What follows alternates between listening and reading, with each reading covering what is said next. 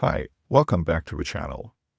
Today I thought I would do one of my favorite problems in undergraduate physics, which is, how would you determine the mass of the Earth?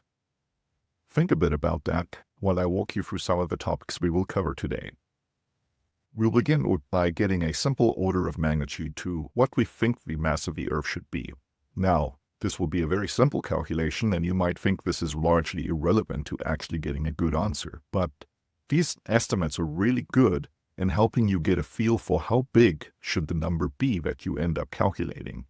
It's a great way to catch mistakes early on in your derivations. After our simple order of magnitude estimate, we'll get to the real derivation I wanted to do, and that is to actually use the orbit of the Moon to determine what is the mass of the Earth. Now, you might be confused. What does the Moon have to do with determining the mass of the Earth? Well, you'll see that we will use Newton's law of gravity in conjunction with Newton's second law to come up with a very interesting result, which relates the period, the time it takes the Moon to go around the Earth, and its radius, to actually determine the mass of the Earth. And what we would invariably have done at the end is we would have derived Kepler's third law for circular orbits, which is actually a pretty cool result. Once we are done with our derivation of Kepler's law for circular orbits, there'll be some outstanding questions left. For example, you will see that we really need to know the distance to the Moon, but how do we actually know for sure what the distance to the Moon is? That'll bring me on to a very cool set of experiments that were done during the Apollo space missions, namely the Lunar laser ranging experiments. These are things I'd heard about when I was a physics student, but not until I'd done this video had I even bothered to look up what they are. They are really cool experiments. We should address the fact that we derive Kepler's law for circular orbits, which is generally not how planets move. They actually move along slightly elliptical orbits. And in your advanced classical mechanics class in undergraduate, you will discover how to treat those problems. But I will briefly touch upon them here to show you how our rather simple derivation changes to the actual case of elliptical orbits. And then lastly, I always like to leave my videos with a question for students to do at home, which is, could we apply this result to other problems of interest? For example, could you now figure out what the mass of the Sun is? And I'll leave that up to you. So let's start the problem. Remember, we will begin with a simple order of magnitude estimate, and in a few seconds you'll see me head over to a whiteboard where I'll start to show you some basic physics skills that you should develop in just developing these estimates. Okay, so we're over at our whiteboard here, and I've already put down a few things on the board to help us get ahead a bit. So we're going to do this order of magnitude estimate, and what I've done here is I've drawn the Earth, which is this circle here, and it's got this little line, which we're just going to say is the radius of the Earth, r. And now, I want to emphasize this immediately. Don't skip the step of drawing simple diagrams like this. Drawing simple diagrams is the easiest way for you to start to understand a problem and sort of have an idea of where to work from. Okay, so we have our Earth. It's, a circle here, and it's got a radius r. Okay, and what do we know about this? Well, let's assume the Earth has a constant density. That's obviously not realistic, but, let's just play around and see what we have. So density usually written as rho. This is measured in something like kilograms per cubic meter, sometimes grams per cubic centimeter. Basically mass over volume. Okay, well, how would we determine the volume of the Earth? Well, usually V, this volume. We would measure this in, say, cubic meters or cubic centimeters. Okay, and then it's now pretty simple to see that we can get the mass is simply just the density, if it's constant, times the volume. Okay, rho times V. And I want to say that this is only true if you have constant density.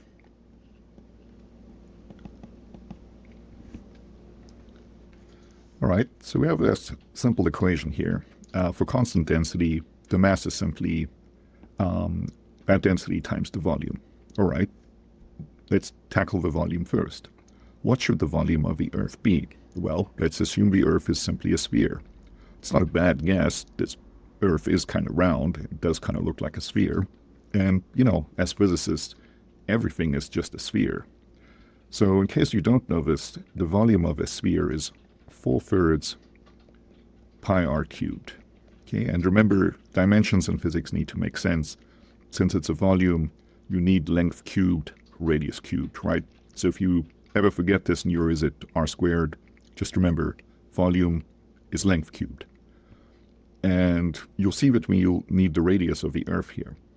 Now, for some reason, I have never forgotten this. The radius of the Earth is about 6,300 kilometers. It's probably off by a few tens of kilometers, maybe it's 6,400, but, this is just what I happen to remember today. So we have our volume, and now we need to determine the density. I happen to remember the density of water is 1 gram per cubic centimeter. Okay, now we know that the Earth is not entirely made up of water, but it is a density that I happen to remember. And let's just see what happens if we use this density. Now you might say, okay, mass is simply density times volume. I use these numbers I've written down here, and there we go. I get the answer I seek. Well, you're right, but you have to be careful what you do next.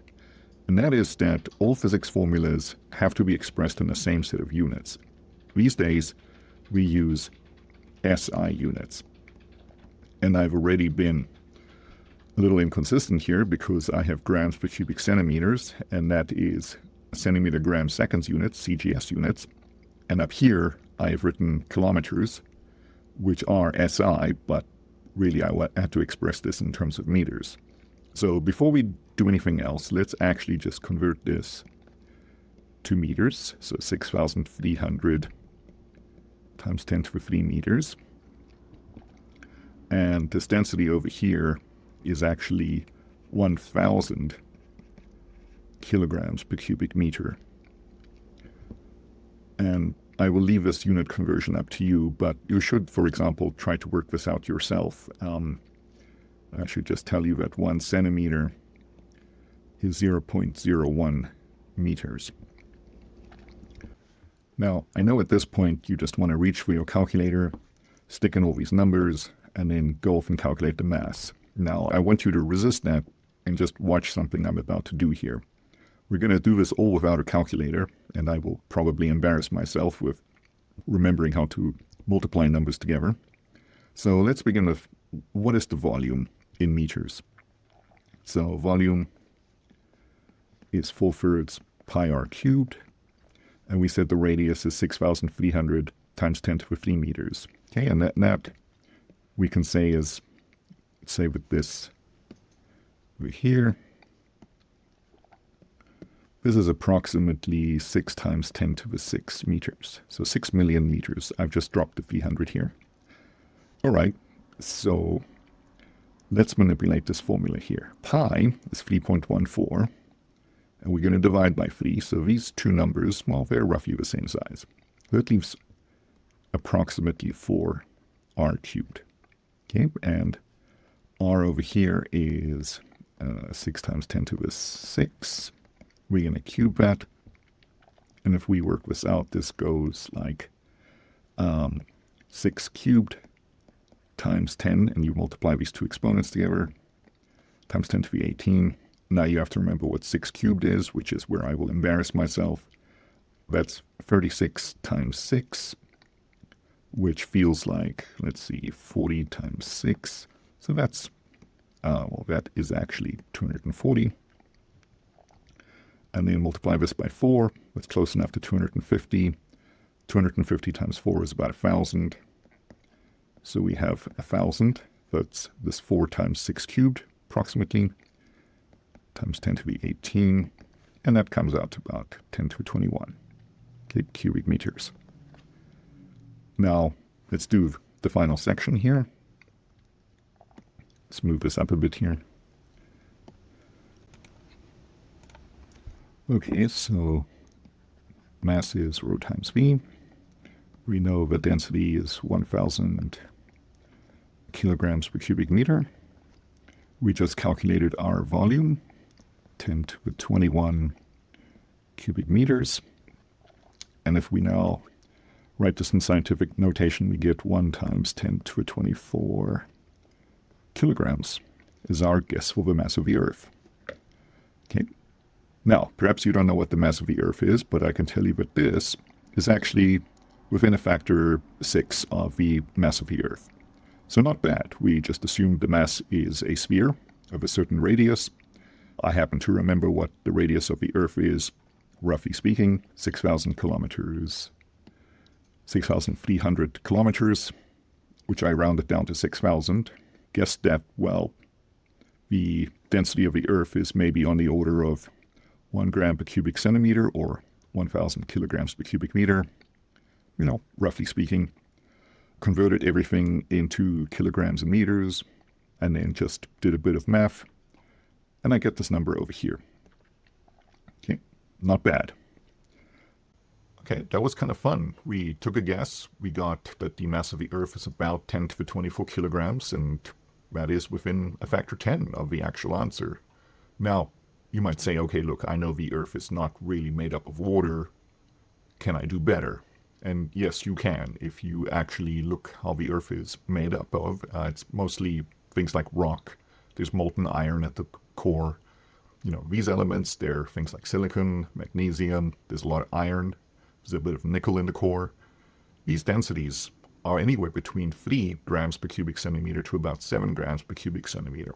So you can guess that, well, the density on average of the Earth is somewhere like 3 to 4, maybe 5 grams per cubic centimeter. And if you use that number, you're basically spot on and you get the mass of the Earth. But that requires you know what the Earth is made up of. We're starting to get a little hand wavy here. Let's go over to Kepler's law, where we'll actually get a much simpler answer for what the mass of the Earth is without having to know what the Earth is made up of. Okay, so we're back on the whiteboard here. And now we're going to try to calculate the mass of the Earth from Newton's law of gravity and Newton's second law. So as you can see, I've drawn a diagram to just get us started here. So this is the moon orbiting the Earth. And as I've emphasized before, do take the time to draw the diagram. It's going to make a lot of this a lot easier. So I've put the Earth as this big blue dot in the center here. The moon, which is the small blue dot over here, is orbiting around the Earth, indicated by this arrow over here. The Earth has a mass of me, and the moon has a mass of m. Some people will write a big mass for the Earth and a small mass for the moon. My handwriting isn't good enough to do that, so I've given them these little subscripts. And the Earth and the moon are separated by a distance r. So this already tells us a lot about the problem, how we've constructed it here. We've written down some variable names here. We've decided that the moon is orbiting on a circular orbit, which is not necessarily true in reality, but it's a good place to get us started.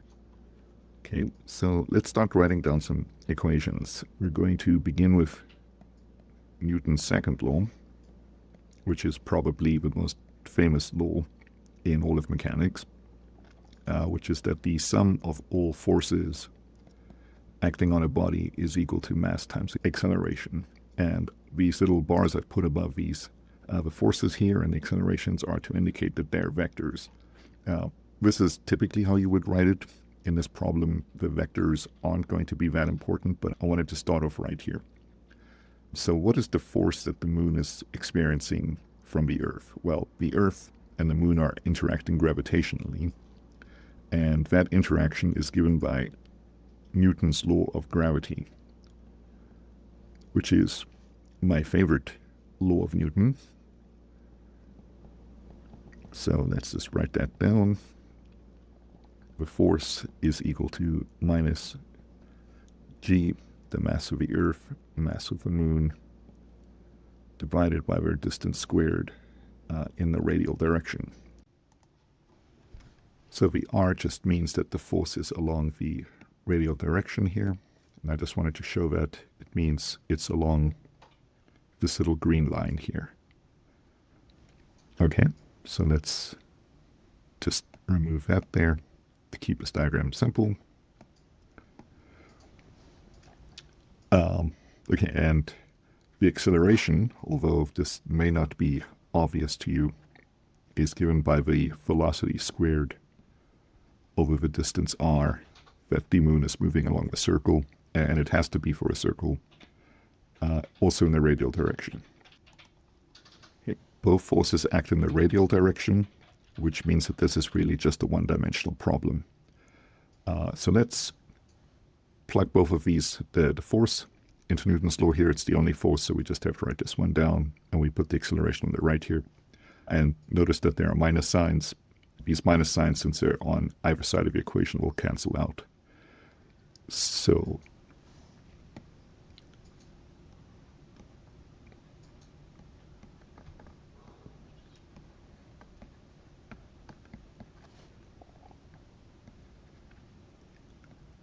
I should have written this little mass here is the mass of the moon, V over r. So I've just substituted Newton's law of gravity on the left here, and the acceleration that the moon is experiencing while it's going along the circular orbit on the right here. And that's the result of this. Now, the first thing you will see is that the mass of the moon cancels out, because it's on both sides. Okay? And one of these powers of r cancels this one here. So already this equation is going to start looking a lot simpler. In fact, let's write it like this now. Velocity squared is the gravitational constant g, mass of the Earth, over r. Okay, this equation is already starting to look fairly simple. We have a velocity, and in this case, think of it as a speed, a constant, the mass of the Earth that we're trying to determine, and the radius to the moon. We will have to know the radius of the moon, but maybe we can do something about this velocity. Now, I carefully constructed this problem that the moon is going around on a circular path. And it's going around with a certain speed, v. But what else do we know about the moon? We know it takes about, let me write this here. I'm going to write this as t. It takes about 29 days for the moon to go around the Earth.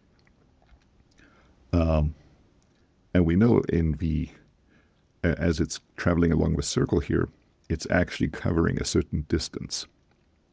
And what is that distance? Let's call that distance s.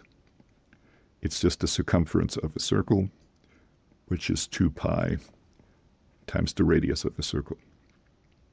And now we can say the speed is simply the distance over the time.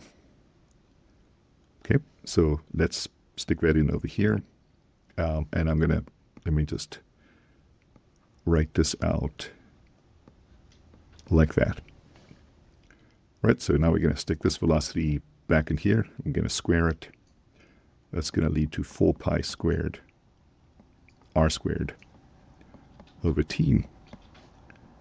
It's g, mass of the Earth, over r. And I want to take this equation and I want to bring it into a form. Sorry, what's a t squared there? I want to bring this equation into a form that looks like t squared is equal to something r cubed. And this is going to be Kepler's third law. Right, so let's do that next. Okay, I've just moved the board a bit up here, and let's get it into this t squared is proportional to r cubed form. And you can kind of see that this is going to be fairly straightforward. If I move this r up here, I get the r cubed. I put the g times the mass of the Earth down here. That gives me sort of something in this little brackets here, and then I just move the t squared up here. Okay, so let's do that very carefully. 4 pi squared r cubed. Put the r up there. Now moving this down here. That's equal to t squared. Okay, and there you go. You've actually derived Kepler's third law, which is this period squared is proportional to radius cubed relationship from these rather simple considerations. Let's take this one step further. So I'm just going to write this as Kepler's third law here. where the K stands for Kepler. We wanted to solve for the mass of the Earth. And everything else we know. We know how long it takes the moon to go around the Earth. I haven't actually told you what the radius is, but we will fill that in just now. We know what the gravitational constant is, so that just leaves the mass of the Earth. So the mass of the Earth is, now we just move this up here, bring that down there, is simply 4 pi squared over g r cubed over t squared. Okay, so we have our expression for what the mass of the Earth is in terms of these variables. Some of them are constants. The 4 pi squared over g is a constant, and then the radius of the moon cubed and the time it takes to go around squared. Now, I said we're going to have to look up some of these values. Okay, now we finally have our expression for the mass of the Earth, and we simply just have to look up what some of these numbers are. So before we begin that, I should point out that all equations in physics, especially at the undergraduate level, are expressed in SI units. So that means, for example, that our radius needs to be in meters. This is the distance to the moon. And our period needs to be in seconds. Okay, so be careful when you actually use equations that you don't just plug in what the radius is in kilometers or the period in days. So let's start looking up some of these values here. And I will begin with the gravitational constant, g. Where would you find this? For example, you can just look it up on Wikipedia or inside your physics textbook. Usually the first page or the back page in your physics book will have all these numbers. Here is the gravitational constant in SI units. You'll see there are other unit systems in play. So this is the CGS units, should you be unfortunate enough to be exposed to that. And these set of units down here are typically used in relativistic calculations. But let's stick to the SI one, which is 6.67 times 10 to the minus 11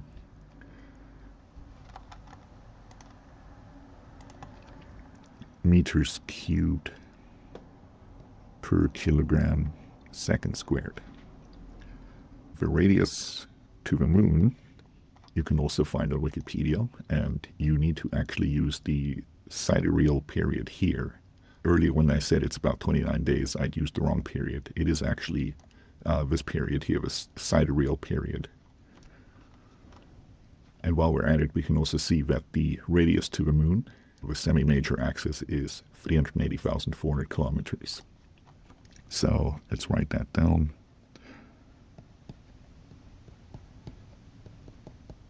Okay, and if I express this in meters, this kilo here just means 10 to the 3. And the period is 27.3 days. And I'm just going to show you how to convert this into seconds, and this is hopefully useful to pre-med students if they happen to be watching this. When I was teaching pre-meds, this was often the mistake that they would make, is converting this number into seconds. And it's pretty simple to do this. One day is 24 hours. Each hour has 60 minutes. And each minute has 60 seconds. If you multiply this all together, you get 86,400 seconds. So to convert 27.3 days into seconds, just multiply 27.3 by this number, and then you will have it in seconds. Lastly, before we wrap up this little section, I just wanted to show you something about the units of the gravitational constant. And this is a neat little trick I like to teach students. If you were unsure that you had the right expression for the mass of the Earth here, how can you quickly check? Well, the mass needs to be in kilograms. So that means whatever's on the right-hand side, once I stick in all the units here, I better get kilograms out as well. If I don't, you have a mistake somewhere. And this is true for every physics equation, that the dimensions of the units on the left and the right do work out. It's not like you're going to get kilograms here and kilogram seconds here. It's kilograms on the left, kilograms on the right. So let's quickly check that. 4 pi squared has no units. G has these units here. We got meters cubed here and seconds squared there. So let me just do this. 1 over G r cubed t squared. This little arrow means now I'm going to just plug in the units. I have 1 over cubic meters over kilograms seconds squared. T squared is seconds squared. And then at the top here, I have cubic meters. Okay, now look what happens. Let's use a different color here. This seconds squared cancels that one. This kilogram will go to the top here. And these meters cubed cancel out those meters cubed. So that's kilograms indeed. Okay, so kilograms equals kilograms. So this is a nice little way to check that the equation you've written down is actually correct because the units work out. And if you're ever in doubt, do this little check just to make sure. I know it's tempting to just sit here and plug in the numbers and immediately get an answer, but this is a quick intermediate step just to make sure that things have worked out. I'm going to pause the video here, plug in these numbers in the calculator, and then tell you what the answer is. Okay, so I've gone ahead and converted the 27 days into seconds, about 2.3 million seconds. I've plugged in the numbers in our little equation here. I've put them in here. Now you would take your calculator and you'd calculate this, and you should get an answer that's about 6 times 10 to 24 kilograms.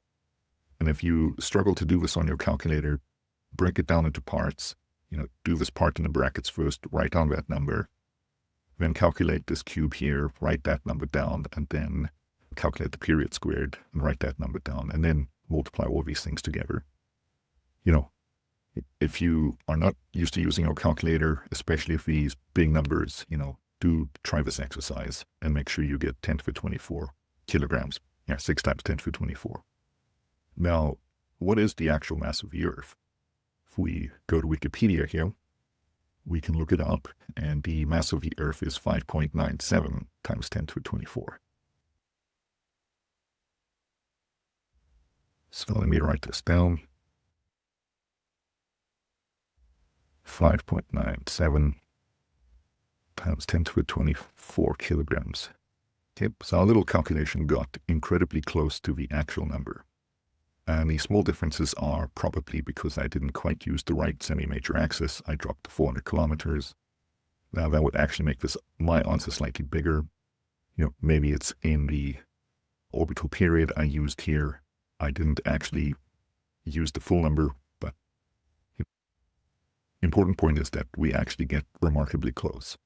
And you may remember that our estimate in the earlier part of the video was that it was supposed to be about 10 to the 24 kilograms. So our estimate was actually not too bad, and our calculation from Kepler's law is remarkably close to the true mass of the Earth, which I believe is actually how we determine the mass of the Earth. And just for the students that are relatively new to physics, I want to point out here that physicists sometimes are a bit loose in their language. To me, the important part of this calculation is the 10 to the 24 kilograms. That is a huge number. Getting this number right is much more important than getting this part or this part right. 5.97 is basically 6. We'll often hear what physicists will speak about the order of magnitude, which is this 10 to the 24 that I've circled here. Okay? So now you can see the reason I did the estimate with you early on is to make sure that you realize this is the size of the number that you need to get. The number in front, although nice to get right, doesn't actually mean much if you can't get the exponent right. Okay, so keep that in mind. These estimates do help you figure out what the size of the number should be. Okay, before we wrap this up, I just wanted to point out one small point, which maybe some advanced physics students would have noticed, I constructed the problem in such a way that the center of this coordinate system is the center of the Earth. And I've said that the moon is orbiting around that point. That's actually not true. The Earth and the moon are rotating about a common point called the center of mass, which is somewhere along this line over here. And I will calculate what the center of mass is just now. After I've done that, I also wanted to point out that the moon is actually not on a circular orbit, but a slightly elliptical orbit, which is actually how Kepler's third law is formulated in classical mechanics. So let's quickly calculate where the center of mass point is. I'll just move it over here. The center of mass is a rather special point. And I'm going to draw a quick coordinate system here. And I'm going to stick the mass of the Earth right at the center. And I'm going to put the moon out here. Okay, and I've said that this distance here, keeping the same notation, is r. That 384,000 kilometers. Now, the center of mass is the point where, via the little seesaw, it is where the rather heavy Earth, which is about 100 times heavier than the moon, would balance out the moon. So you can imagine somewhere over here is a point, which I'm going to call the center of mass, where if I had a little seesaw here, this mass would exactly balance out that mass. And the formula to calculate this is you sum up all the masses and their radii from wherever you've set the zero, and you sum up all the masses in the denominator. That will give you the location of the center of mass. And if you wanted to be really careful here, we'd write this as vectors. So it is a weighted average, weighted with respect to the masses, to calculate where this special location center of mass is. Okay, let's just quickly do this here. Now, because I've put the Earth at the center of my chosen coordinate system, and you can choose any coordinate system to do this in, since the Earth is at the center, the Ri for that, the radius vector, is just 0, which makes this particularly easy. And I have the mass of the moon located at the distance r away, and then the sum of the two masses. So this r is that 384,000 kilometers. We will just need to look up the mass of the moon, mass of the Earth, and the mass of, and then sum up the denominator here. Once again, on Wikipedia, we can quickly see the mass of the moon is 10 to the 22 kilograms. Here we go, 7.3.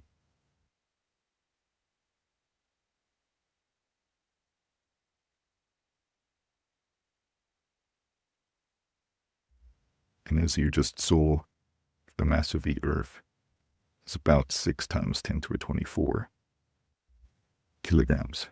Okay, and that's why I said the mass of the Earth is about 100 times more than the moon. Okay, so we expect this point to be much closer to the Earth than to the moon. If these two masses were exactly equal, that point would be exactly in the middle.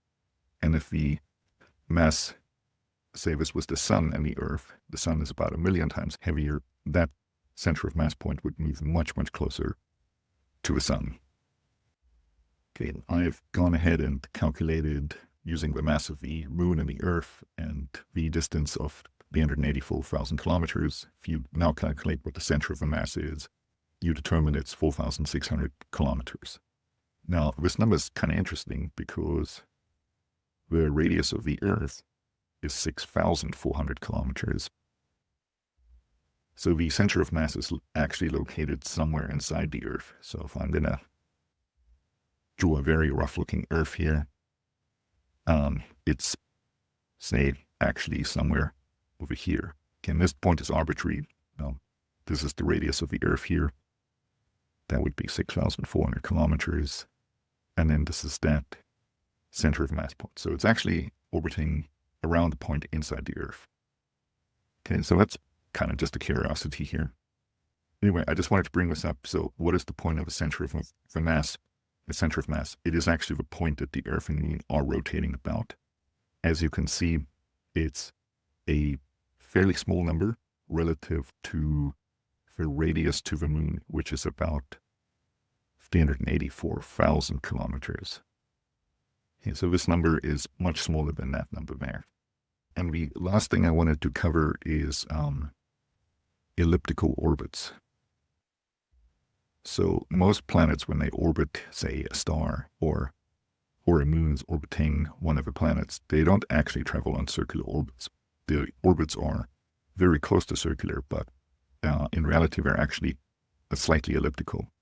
I've just drawn a little ellipse here, and I've put the Earth at what is called one of the foci of the ellipse. There's one here, there'll be another one there. And then I've marked two special axes here. One is A. This A is the semi-major.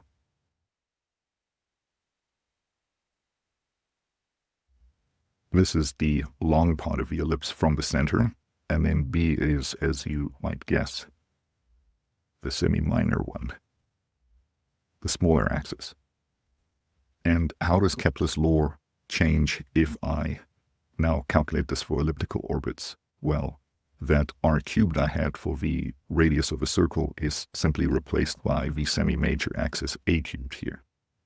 Okay, and you can imagine that as this orbit becomes more and more circular, as the Earth starts to move towards that center point, that a will actually just become r cubed again. So the formula that we had is true for circular orbits or very nearly circular orbits. But in general, for elliptical orbits, you need to use the semi-major axis. So that is the Kepler's third law here. You may wonder, what are law number 1 and 2? Well, the first one we've already covered, which is that planets move on elliptical orbits. The second law is a consequence of the conservation of energy and the conservation of angular momentum, which is, as my moon is sweeping around on this orbit here, when it is very close to the Earth here, it actually swings around very quickly. It's picked up a lot of kinetic energy. So it sweeps out an area here in a certain amount of time. And when it's way out here, it's slowly coming around. If I draw a little pizza slice here. So however long it took to do this area, if I calculate, set the same little counter here, little time counter, I sweep out this area. And these two areas are equal. Okay, so you sweep out equal segments of area in equal amounts of time as you go around this ellipse. And that's the second law of Kepler. The most famous one is actually the third one, which we've been spending a lot of time on. Okay, and before we wrap up this video, I wanted to cover one last thing, which is how do we actually know how far away the moon is? I used this number 384,000 kilometers, but it turns out we can actually measure it. And at the start of this video, I mentioned I'd heard about these experiments as an undergraduate, but hadn't actually really looked up at them. So I know them as the lunar laser ranging experiments when we went to the moon, first with Apollo 11, and then later 14 and 15, we dropped these little reflectors on the moon. These space missions happened soon after the invention of the laser, so we were able to use lasers on Earth and point them at these reflectors. They hit the reflector, they bounce back, and you measure that signal back on Earth. And the time it takes for the signal to hit the reflector and then come back gives you a good idea of what the distance to the moon is. I think I will make a separate video on these sets of experiments because they're actually much broader than I thought. For example, I did not know that the initial idea was to actually test a different theory of gravity called the Brans-Dicke theory of gravity. I'd never heard about this thing. It's apparently quite similar to the general theory of relativity of Einstein, so perhaps we'll go into a bit of that. But generally, I just wanted to talk about these cool sets of experiments that were done at the early start of the space program in the late 60s to early 70s. Okay, so this is actually how you would for sure know what the distance to the moon is. And it's a very accurate measurement. I think it's accurate down to something like a meter or less. So yeah, that's kind of just cool stuff in physics. So that wraps up the video. How do you determine the mass of the Earth from properties of the Moon, like its orbital period and the distance to the Moon? I wanted to use this as an exercise to show first-year freshman undergraduate physics students just how you approach physics problems, draw a diagram, write down the equations that apply, and then manipulate them, check that the units work out, and then, determine that the answer actually makes sense, which is why I emphasized that order of magnitude estimate in the beginning. The answer should be 10 to the 24 kilograms for the mass of the Earth. As you can see, my handwriting is not the best. I guess this is what happens when you get a doctorate degree. Your handwriting becomes significantly worse over time. So I've typed up some notes. Check out the notes as well. They are a summary of the video, and they will contain some exercises for you to try at home. Anyway, hope you had fun. I'll see you next time.